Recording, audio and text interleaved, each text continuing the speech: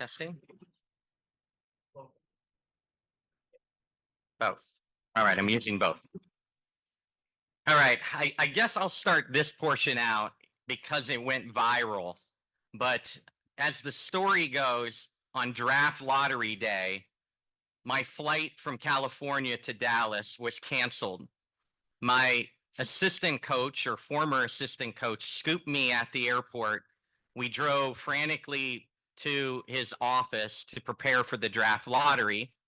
And as the gods have it, it worked out. And if you saw the viral video with the four teams that were in the draft lottery, I was praying not to be four. We weren't four. We were three came. We weren't three. And I was like, this is awesome. Like, we're going to be two. And as the viral video shows, I am taking a video with my own cell phone of the moment that LA was called as number two, meaning that we won the draft lottery, and I absolutely lost my mind.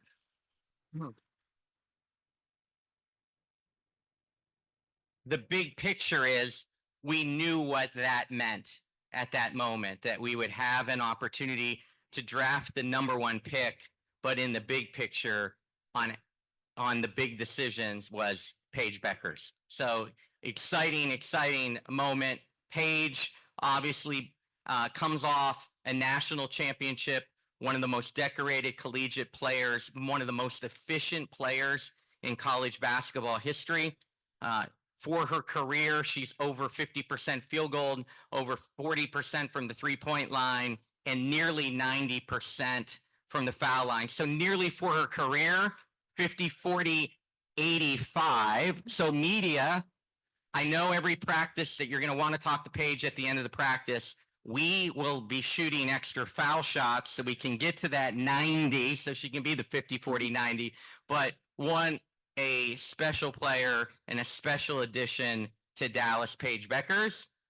And then to give insight to this, and this goes for our entire draft class. You spend months and months and months, and one of the exercises that we love to do with our internal group is do our own mock drafts. And when we did our mock drafts, we could never get to Aziaha. Aziaha was always off the board in all our mock drafts, and we just kept like doing it and doing the exercise and going, this isn't going to happen. This isn't going to happen because she's such a tremendous bucket getter. Instant offense, can score at all three levels, and we wanted so desperately to add that to our roster. But leading up to the draft, the so-called experts out there kept producing these mock drafts. And all of a sudden, Aziaha started to fall in some of these nationally known mock drafts. And we're like, what is going on? What is going on? Could this possibly happen? So I call her agent. I said, could she possibly be there at 12? All our exercises don't have her there at 12. And he's like, absolutely not. And so I hung up discouraged and said, again, I don't think she'll be there. Well, again, the draft gods looked down upon us well. And on draft night, as the draft was playing out, everything came together the way we had hoped. And Aziaha James was there at 12. So our first, right, and the last pick in the first draft, right, of the 2025 draft, two incredible players, and welcome. I'll keep it short. Again, welcome. We got a couple of hoopers here, and that's what I love it. That combined with that balance that I spoke to, right? The impact that we plan on having in this community. It's so much bigger than basketball, and these two take it seriously. So we're excited on and off the floor.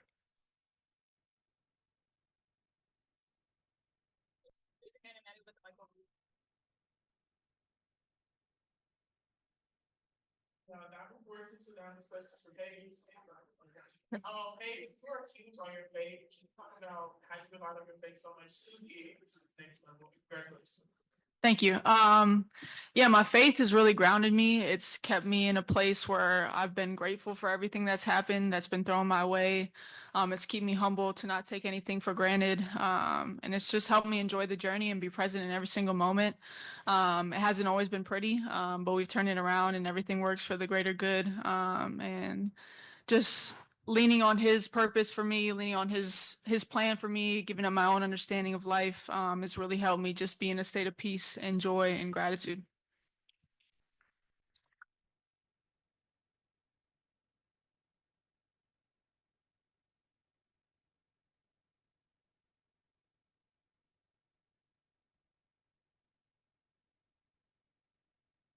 Question, on draft night, you take us back, just talked about it a few minutes ago, but what was it that, what domino really fell that made Zion really feel like it was getting ready to happen when you drafted? I think as we looked, I thought the big unanswered question, to be honest with you, was how many internationals would go in the first round. We figured two, but as three internationals went off the board early, we knew that opened up the opportunity for Aziaha to drop. And again, during that whole process, like it was 14 that was gaining traction. We heard from numerous teams on draft night trying to trade for our 14th pick. Just shows you the depth of this draft. It shows you the excitement of this draft class. Paige, obviously, without question, was the number one pick. But you're going to look back in this draft class and you're going to see people that if we redrafted in 4 years, the order will be different.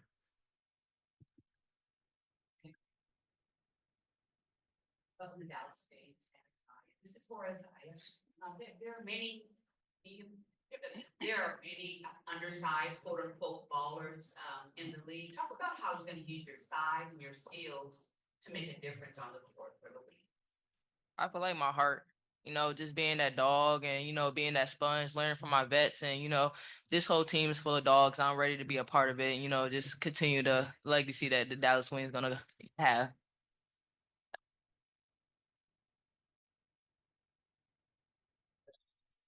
Yes, the other players, what makes you most excited about calling Dallas your new home? Putting on them boots. No, like I just said, just be a part of the family. You just seeing this community come together and just seeing the village come together. Just I just want to be a part of that and just ready to step under them lights and just being that dog. Yeah, like everybody's talked about just being a part of a new family, being a part of a new city. Dallas is a great sports city. You can feel the love and the support already. So just to be a part of this, and there's a lot of new in this organization. So to be a part of something and build with each other, and just create a new sisterhood. I'm really excited. And also like they were talking about the boots, the cowboy hat, the country music, just investing all of ourselves into Dallas.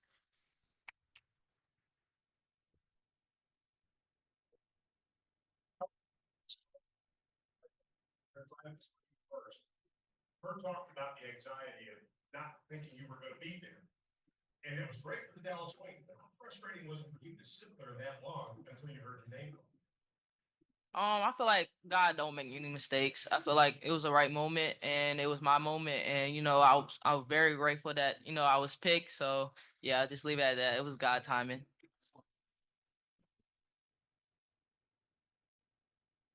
Trying to cover plus points. My question's for Paige. I'm curious, when the draft lottery happened, you weren't 100% guaranteed when the where you were in reality. I'm curious, what were your immediate thoughts when you found out that Dallas won the lottery? Yeah, obviously you don't want to take anything for granted, be entitled to anything. So you want to continue to stay motivated to work, to be in that position to get drafted. But just excited for whatever the future held, wherever I ended up, first pick, last pick, it didn't really matter to me. But now that we're here, we're in the present, we're in Dallas, super excited for the future.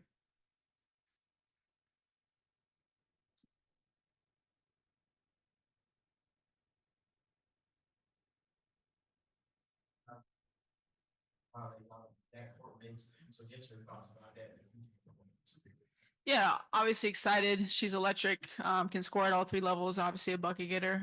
So looking to assist her a lot, space the floor, get her open looks, play off each other. But just excited for everybody on the team. Like as I was talking about, got some dogs, so just excited to build that in camp, build the passion, build just the excitement of a new system, a new coaching staff, new team, just a lot of new stuff. So excited to build with everyone.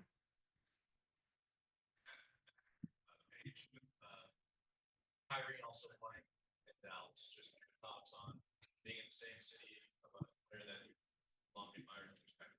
Yeah, he's been my favorite player for forever now. So super excited to be in the same city as him. Hope I can learn a lot from him. I know he's going through an ACL journey himself. So to be able to lean on and support each other through that, I think is something that can be motivating. But just excited for Dallas itself. Like I said, a great sports city. But yeah, great to be in the same city as him. It's a long history of big names and popular athletes that have come through this market. I just want to get your take on what is it to be a female athlete stepping into this town and being able to make your own mark. Yeah, I think we're just looking to be a big name organization, and be a winning organization. Continue to build off each other, continue to build off the momentum of women's sports, and the wave that's been created. So continue to build off that, and be with each other and build as an organization.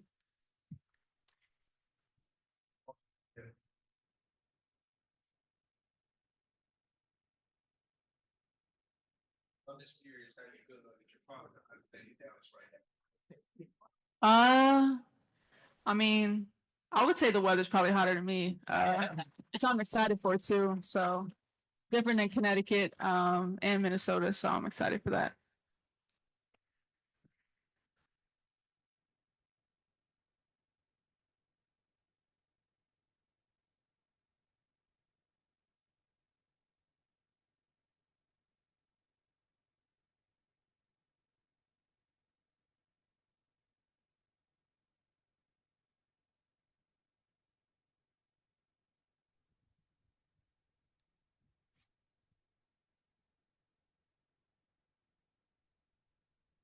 Let's go over to Rob. Down into the podium finish. Thank you, Pam. I have two questions for Paige. Paige, officially welcome to Texas. I got two questions for you. If you could go back in time and talk to your younger self about the one that was dreaming of this moment, what do you think she'd think about and say to you about reaching your dream and being a role model for the future players in the WNBA? And what's some of the best advice you've received from your inner circle and those not in the basketball world? Yeah, I mean, just to tell myself, my younger self, to be present, to enjoy every moment, to enjoy the journey. There's good days and bad days, but always keep the faith, always keep your smile, and remain who you are. And that's kind of goes along with the advice that I've been given of being present, of not worrying about the future, not worrying about the past, but continue to build on what you're doing in that present moment. And also just be who you are. Don't care about anybody else's opinion. Be confident in that, and be the best version of yourself.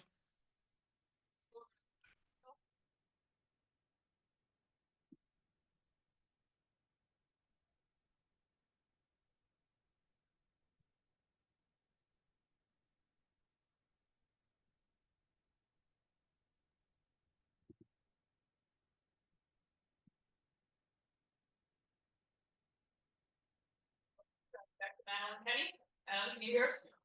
Okay, yeah, I can hear you. Sorry about that. I actually had a question for Kurt. I was just wondering if there was, at any point, was there any reason for you to believe that Paige wasn't going to sign her rookie scale contract? From the moment you guys got the #1 overall pick to, finally ink to paper the other day. The quick answer is no. Obviously, we have great respect for Paige's representation. Lindsay's one of the best agents in women's basketball, and we appreciate her. And we appreciated the message from the beginning. I'm very, very close with Coach Gino and Chris. And Paige's desire to stay focused and present in the moment, chasing what ultimately was a national championship. And we respected that. We respected the process, and were patient along the way. And we knew that everything was trending positively and appreciated that there was that respect back and forth. And if I might ask a quick follow-up, Paige talked on draft night about how her conversations with you were about setting a new standard in Dallas. Just can you kind of talk about what your vision is for the both short term and long term for the Wings? Yeah, I think it's all started with people and strong character in that locker room. And we feel we've put together an incredible training camp. I've been in this league now a decade. I'm starting my 11th season. I'm not sure that I've been affiliated with a stronger training camp. And the competition that's going to start from day one is going to be incredible for the Wings. And it's a very, very important foundational year with all the new that is for us with Dallas. But can't wait to support the coaching staff on the style of play that they will bring to Dallas. The exciting style of play, the exciting belief that there's so much unselfishness now in the locker room. So, just truly excited about this foundational year. And when we say foundational, there's still no limits on what this group can do. But we understand that there are a lot of new pieces playing together, and it will take time to mesh and build together.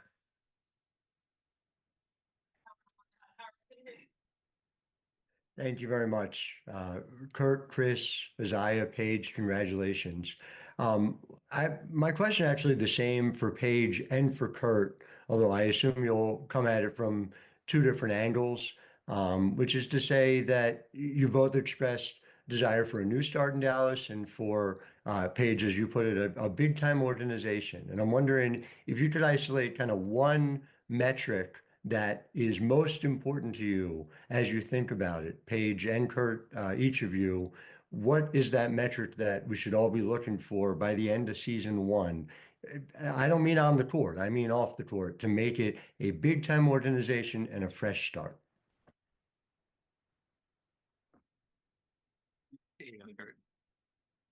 Yeah, Paige, Howard, thank you. I think that we are trying to create a player first environment and attract future players to want to come and stay in Dallas.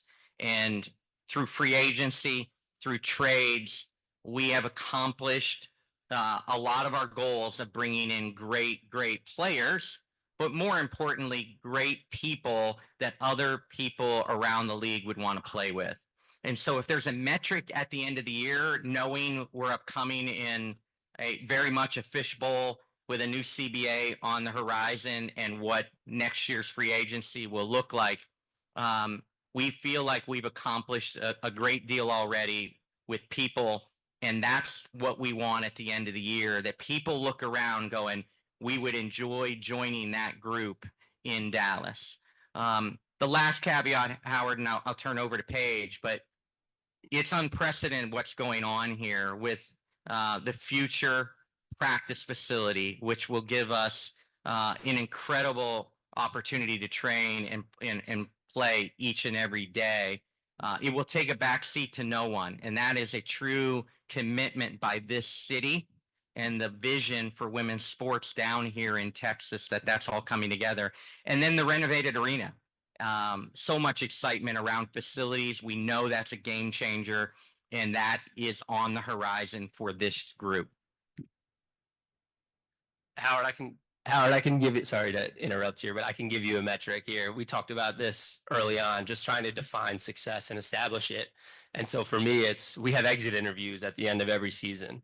And in those exit interviews, if a majority of our players can walk in there and say, I enjoyed that season, regardless of wins and losses, this is a place I want to be. These are people I want to be around. I want to be back. Can you please resign me? Then we'll have begun in the right direction of establishing our foundation. I appreciate it. Yeah, I mean, like both of them talked about, I'm not really huge on metrics, but just the people, the culture, like they talked about just this Dallas becoming a place where everybody wants to play, and everybody who is here wants to stay.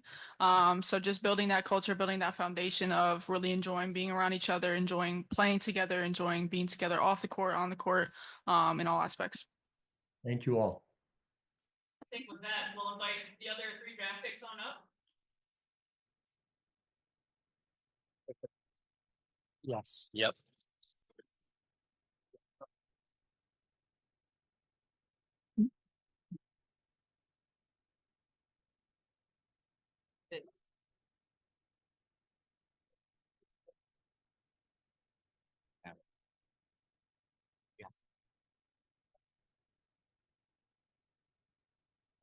That go that way? And